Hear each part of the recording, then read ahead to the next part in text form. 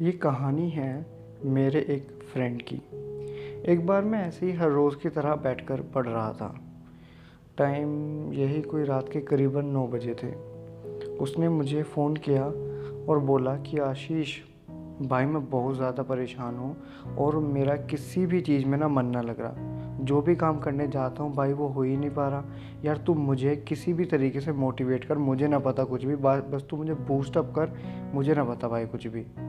तो मैंने उससे बोला कि यार बट मोटिवेट करना क्यों है।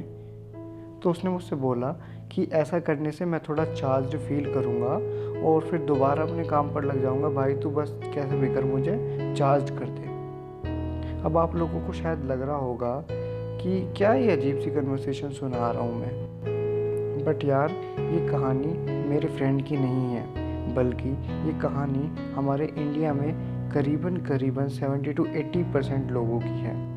वो किसी न किसी काम को शुरू करते हैं और कुछ दिन तो बहुत ही अच्छे से करते हैं, एकदम मन लगा के करते हैं काम को। बट फिर वहीं कुछ दिन बाद अपने फ्रेंड सर्कल में, अपने आसपास के लोगों से बोलते हैं कि नहीं यार, अब तो बस मैं छिक गया यार, बहुत हो गया, मैंने तो यार खूब दे दिया ऐसे टाइम, ये काम मेरे बस की ना है ना यार, हमारे बस के कहाँ यार, वही लोग हैं जो इन चीज़ों को कर सकते हैं। इस तरीके के थॉट्स जो हैं वो उनके बन जाते हैं।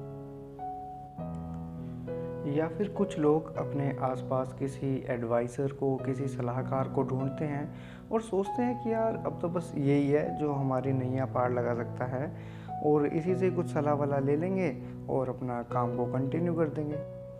ये जो बातें मैं आप लोगों को बता रहा हूँ, इन सब बातों को मैं एक छोटी सी स्टोरी से कनेक्ट करने की कोशिश करता हूँ। एक बार सोनू अपने दोस्त मोनू को लेने रेलवे स्टेशन पर गाड़ी लेकर पहुँच गया, क्योंकि उसका फ्रेंड पहली बार शहर से गांव में आ रहा था।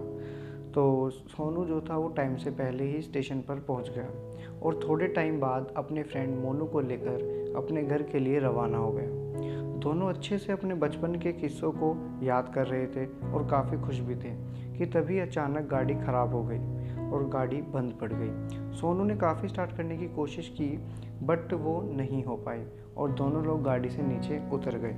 उन्होंने गाड़ी से नीचे उतर के चारों तरफ देखा, लेकिन गाड़ी में ऐसा कुछ नहीं हुआ था। फिर सोनू ने गाड़ी के बोनट यानी कि गाड़ी के अगले हिस्से को खोला और उसके अंदर एक दो वायर को अच्छे से चेक किया, लेकिन उनमें भी कोई प्रॉब्लम नहीं हुई थी। तो सोनू ने मोनू से बोला कि यार शायद इसकी बैटरी में कुछ प्रॉब्लम हो गई है, एक काम करते हैं, मैं पीछे से धक्का लगा रहा हूँ और मोनू तू भाई आगे स्टीयरिंग संभाल और फिर गाड़ी को स्टार्ट करके अपन लोग लेके चलेंगे। ऐसे करने से वो गाड़ी स्टार्ट हो जाएगी। मोनू जो था उसे गाड़ी चलानी नहीं आती थी, बट फिर भी क्योंकि वो गांव से आया था और उसे गाड़ी चलाने का शौक था, तो वो तुरंत जा स्टीयरिंग पे बैठ गया। इसके बाद सोनू पीछे गया और गाड़ी को पुश करने की काफ़ी ज़्यादा कोशिश की। उसने गाड़ी को बहुत जान लगाई, मतलब जितना वो गाड़ी में लगा सकता था जान को, उसने उतनी जान लगाई कि गाड़ी किसी तरीके से आगे को खिसके और फिर किसी तरीके से वो गाड़ी स्टार्ट हो जाए। उसने बहुत जान लगाई, लेकिन गाड़ी बिल्कुल भी 1 इंच खिसकने का नाम नहीं ले रही थी। उसने बहुत जान लगाई लेकिन फिर भी गाड़ी नहीं खिसकी। जब वो बिल्कुल परेशान हो गया कि यार इतनी देर होगी, मैं गाड़ी को आगे धकेलने की कोशिश कर रहा हूँ, गाड़ी को पुश कर रहा हूँ, लेकिन यार गाड़ी आगे जा ही नहीं पा रही। तो वो गाड़ी के वो ड्राइवर सीट के पास गया और उसने जाके बोला कि यार मोनू, मैं इतनी देर से पीछे से धक्का लगा रहा हूँ, गाड़ी आगे को क्यों नहीं हो रही। उसने बोला मुझे क्या पता, शायद तो धक्का कमज़ोर लगा रहा होगा, जा दोबारा धक्का लगा। उसने बोला नहीं यार, मैं तो बराबर धक्का लगा रहा हूँ। फिर सोनू ने जो आगे वाली खिड़की थी उसमें झांक के देखा, तो उसने देखा कि मोनू ने ब्रेक के ऊपर पैर रखे हुए थे।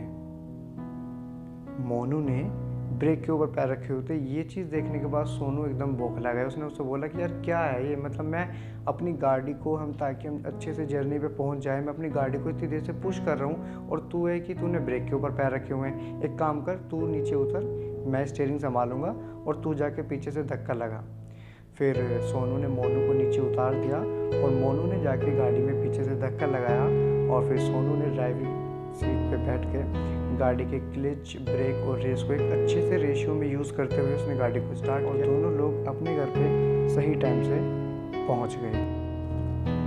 दोस्तों ये कहानी बहुत ही छोटी सी थी, लेकिन इस कहानी से हमें सीख बहुत बड़ी मिलती है। अगर मैं इस कहानी को अपनी रियल लाइफ से कनेक्ट करने की कोशिश करूँ तो सोनू है, मैं और आप लोग, और मोनू है कोई भी वो बंदा, कोई भी वो एक्सटर्नल सोर्स जिसके हाथ में हम अपने फ्यूचर की, अपनी लाइफ की गाड़ी की चाबी दे देते हैं और हमें नहीं पता होता कि वो उस चीज़ को किस तरीके से डील करने वाला है।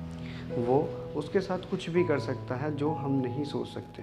और बात आती है कि भैया हम उस अपनी लाइफ की गाड़ी की चाबी उसके हाथ में देते क्यों हैं? तो ये कहानी होती है सिर्फ और सिर्फ डीमोटिवेशन के कारण। हम लोग बोलते हैं कि यार वो वर्क जो है ना बहुत डिफ़िकल्ट है, वो यार मेरे बस की कहाँ है यार, हमसे ना हो पाएगा। तो यार कोई भी डिफ़िकल्ट वर्क जो होता है वो ये नहीं बोलता कि मैं बहुत डिफ़िकल्ट हूँ, मैं बहुत डिफ़िकल्ट हूँ, मैं तुझसे नहीं होगा, ऐसा नहीं बोलता। बल्कि डिफ़िकल्ट वर्क हमसे ये बोलता है कि भाई मैं बहुत ज़्यादा डिफ़िकल्ट हूँ और अगर तुझे मुझे अचीव करना है तो तुझे हार्ड वर्क ज़्यादा करना पड़ेगा। और हम लोग क्या करते हैं, वो तेरी की हार्ड वर्क करना पड़ेगा, हमारे तो ना यार बस की, मुझसे तो ना हो पाएगा hard work, oh my God मुझसे ना होगा यार, मैं ना कर रहा, छोड़ देते हैं यार, मेरे बस की ना है। क्यों भाई, जिस टाइम तूने फर्स्ट टाइम किसी चीज़ को शुरू करा था क्या तब भी तेरी यही मोटिवेशन थी? नहीं ना। तो फिर तू क्यों किसी मोटिवेशनल स्पीकर के ऊपर डिपेंड हो जाता है कि भाई हाँ अब तो यही मेरी नैयों को पार लगा सकता है, अब तो यही है मेरे सदगुरु सद महाराज, यही है सब लोग। ऐसा क्यों करते हो आप लोग? और अगर ऐसा नहीं भी होता तो मैंने काफ़ी लोग देखे हैं कि बहुत सारे ऐसे करते हैं कि हाँ यार ये काम बहुत ज़्यादा हार्ड हो गया, अब तो अपने फ्रेंड सर्कल में जाके बोलते हैं कि भाई यार मुझसे ना हो रहा। यार क्यों बोल रहे हो तुम मुझसे जाके? क्या उसके बोलने से, उसके कुछ करने से क्या तुम्हारा जो हार्ड डिफ़िकल्ट वर्क है क्या वो ईजी हो जाने वाला है? नहीं ना। बल्कि वो कुछ इस तरीके की सजेशंस आप लोगों को दे देगा कि हाँ जिस काम को आप कर रहे हो ना, आपको उसी काम के ऊपर शक होना शुरू हो जाएगा। कर रहे क्या मैं काम ये सही कर रहा हूँ? क्या ये सही भी है जो मैं कर रहा हूँ? उसी काम के ऊपर आप लोगों को शक होना शुरू हो जाएगा। ठीक है। और एक चीज़ और मैं आप लोगों को बताऊँ, एक अच्छे सलाहकार में और एक बेकार सलाहकार में फ़र्क निकालना बिल्कुल ऐसा ही है जैसे मैं आप लोगों से बोलूँ कि शुगर और सोल्ट में मुझे डिफरेंस बता दो कि शुगर कौन सी और सोल्ट कौन सा है। दोनों को टेस्ट करना ज़रूरी है, चाहे वो एक अच्छा सलाहकार हो, चाहे शुगर और सोल्ट में डिफरेंस बताना हो। अगर मैं अपनी ही बात करूं तो जैसे कि मैंने आप लोगों को शुरू में बताया था कि मेरे फ्रेंड की मुझे कॉल आई थी। उसने मुझसे बोला कि भाई मुझे मोटिवेट कर दे, मुझे ये कर दे, मुझे वो कर दे। उसने मुझसे कुछ सजेशंस भी मांगे। मैं चाहता तो उसे कुछ गलत सजेशंस ईजिली दे सकता था। वो अपनी ज़िंदगी के उस अहम मौके पर था जहाँ पे उसकी लाइफ का एक टर्निंग पॉइंट था और मैं उस टर्निंग पॉइंट पर जाकर उससे ये बोल दूँ, उसके कंधे पे हाथ रखे कि भाई तू जो कर रहा है ना ये बहुत गलत है, तुझसे ना होगा यार, क्यों इतने चक्कर में पड़ रहा है, जब उन लोगों से नहीं हुआ, वो तुझसे बड़े बड़े हैं तो तू क्या कर पाएगा। इस तरीके से अगर मैं उसे सजेशन दे देता, उसे सलाह दे देता तो शायद आज वो अपने उस काम को छोड़ सकता था। और हमारी लाइफ में भी हमने कितनी बार किसी को गलत सजेशन दिए हैं। आपने अगर अपनी लाइफ में कभी भी किसी को कोई गलत सजेशन दिया है ना यार, तो उस गलत सजेशंस के बारे में एक बार आंख बंद करके ना सोचो। क्योंकि कुछ गलत सजेशंस हम दूसरों की लाइफ में इस तरीके से दे देते हैं कि सामने वाले बंदे की जो लाइफ है ना वो एकदम अलग मोड पे चली जाती है। शायद सामने वाला बंदा कुछ और अच्छा कर सकता है तो उसे बूस्टअप करने की जगह हम उसे ऐसे ऐसे सजेशन दे देते हैं कि भाई तुझसे ना होगा यार, तू छोड़, रहने दे, तेरे बस की ना यार। हम दूसरों की लाइफ को इस तरीके से ट्रीट करते हैं जैसे वो हमारी अपनी लाइफ हो। यानी कि अगर हम कोई काम नहीं कर सकते तो हम दूसरों से बोलते हैं अरे ना यार तेरे से भी ना होगा, मेरे से ही ना हुआ। हम क्यों किसी की लाइफ में इस तरीके से करते हैं? और यार ये जो टर्निंग पॉइंट है ना ये हर किसी की लाइफ में आता है, हर किसी की लाइफ में। और मेरी आप लोगों से रिक्वेस्ट है, गुजारिश है कि आप लोग इस टर्निंग पॉइंट को ना अपने आप डील करो, किसी के ऊपर डिपेंड मत हो, ना चाहे वो आपका फ्रेंड हो, चाहे वो आप कोई मोटिवेशनल स्पीकर हो, कोई भी हो, किसी के ऊपर डिपेंड मत हो। उस डिसीजंस को, उस अहम डिसीजंस को आप खुद लो। Don't depend on any one. English में सुन लो, हिंदी में सुन लो, कैसे भी सुन लो, बट डिसीजंस को आप खुद लो। क्यों किसी के ऊपर अपनी डिसीजंस को थोप देते हो कि भाई तू मेरा डिसीजन अच्छा चलेगा? क्यों ना, वो उसे पता है कि क्या तो कितना अच्छा कर सकता है? नहीं पता ना, तो फिर तू क्यों उसके हाथ में अपनी लाइफ के डिसीजंस को दे रहा? कौन है वो सिर्फ एक इंसान है जिसको नहीं पता कि तू कौन है। You are an unknown person to him. उसे नहीं पता कि तू रात को उठता है या नहीं उठता, उसे नहीं पता कि तू सुबह में कितने जल्दी उठता है, उसे सिर्फ ये पता है कि तू 4 काम कर रहा और ये 4 काम तेरे बस की नहीं है। क्या उस थर्ड पर्सन को पता है कि आपकी आंखों के नीचे जो डार्क सर्कल हैं वो गेम खेल के या रातों में चैटिंग करके नहीं, बल्कि पढ़ाई करके और एक अच्छे काम के लिए मेहनत करने की वजह से वो जो डार्क सर्कल्स हैं। उसे नहीं पता कि तू कितना अच्छा और कर सकता है, बट फिर भी वो तेरी लाइफ में कुछ ऐसे डिसीजंस को ले देगा कि तू खुद अपने ऊपर चक्कर का छोड़ यार। मेरी जो साथ के बच्चे हैं वो भी तो इस तरीके से घूम रहे हैं, और अगर मैं भी उनके साथ घूमने लगूंगा तो क्या प्रॉब्लम है? ठीक है, तो सही है यार, मर्जी आपकी है, डिसीजंस आपके हैं, और शायद उन्हें लेना भी आपको ही चाहिए। इतना ही बोलूँगा आज की इस वीडियो में। ये वीडियो कोई ऐसी नहीं है कि भाई मुझे लाइक शेयर सब्सक्राइब चाहिए, मत करियो, कोई ज़रूरत ना है, बट फिर भी उस डिसीजंस को आप प्लीज़ यार अपने आप लियो। मुझे सब्सक्राइबर्स को किसी की कोई ज़रूरत नहीं है, मैं इंडिपेंडेंट था, मैं इंडिपेंडेंट हूँ, मैं इंडिपेंडेंट रहूँगा, लेकिन वो जो डिसीज़न आपकी लाइफ में, वो जो टर्निंग पॉइंट आपकी लाइफ में, मैं चाहता हूँ कि आप उस टर्निंग पॉइंट पे आपका डिसीजंस अपना हो, वो कोई और बंदा ना हो। That's it.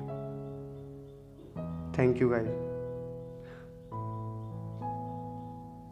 अब मैं आशीष शर्मा आप लोगों से इजाज़त चाहूँगा, और एक बार फिर किसी ऐसी कहानी के साथ, ऐसे ही किसी मोटिवेशनल स्टोरी के साथ एक बार फिर आप लोगों के सामने हाजिर होंगे। तब तक के लिए घर रहिए, स्वस्थ रहिए, मस्त रहिए, और डिसीजंस खुद लीजिए।